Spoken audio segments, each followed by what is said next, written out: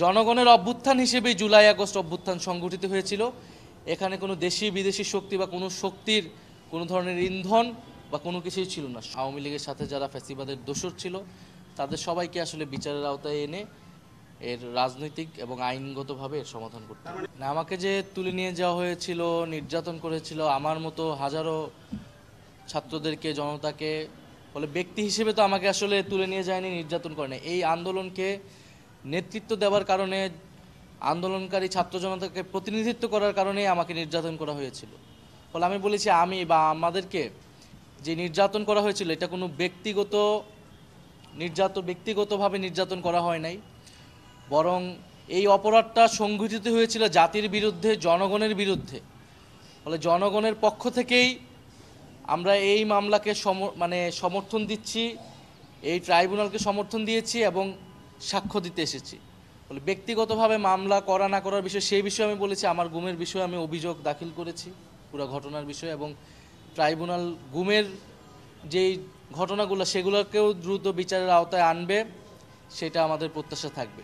৩রা আগস্টই এই সরকার পতনের এক দফা ঘোষণা হয়ে গিয়েছিল। ফলে তখন থেকে আমাদের পক্ষে, আমার জনগণের পক্ষে, জনগণের কাছে শেখ হাসিনার সরকার আর বৈধ ছিল না। আমরা নতুন সরকার গঠনের প্রস্তুতি নিচ্ছিলাম, কারণ এই সরকারকে আমরা রাজনৈতিকভাবে আমরা মেনে নিচ্ছিলাম না এবং আমরা উৎখাতের ঘোষণা দিয়েছিলাম।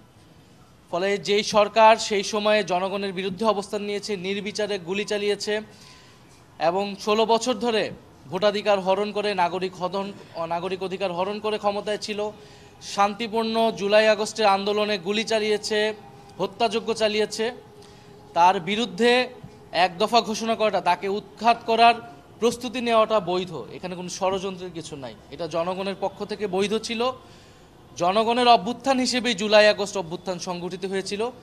এখানে কোনো দেশি বিদেশি শক্তি বা কোনো শক্তির কোনো ধরনের ইন্ধন বা কোনো কিছুই ছিল না। জনগণ স্বতঃস্ফূর্তভাবে রাজপথে নেমে এসেছিল, জীবন দিয়ে প্রতিরোধ করে এই সফলতা নিয়েছে, এবং শেখ হাসিনা সহ অন্যরা জনগণ এবং বিচারের মুখোমুখি হতে ভয় পেয়ে তারা দেশ ত্যাগ করেছে, দেশ থেকে পালিয়ে যেতে বাধ্য হয়েছে।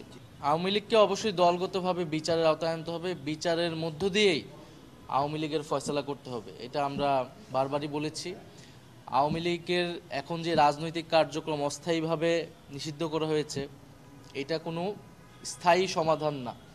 আওয়ামী লীগকে বিচারের আওতায় এনেই তাকে যদি আমরা নিষিদ্ধ করতে পারি, এবং শুধু আওয়ামী লীগ নয়, আওয়ামী লীগের সাথে যারা ফ্যাসিবাদের দোসর ছিল তাদের সবাইকে আসলে বিচারের আওতায় এনে এর রাজনৈতিক এবং আইনগতভাবে এর সমাধান করতে হবে। এটা আমি বলেছি সঠিক সিদ্ধান্ত, এটা আমি বলছি এটা অস্থায়ী।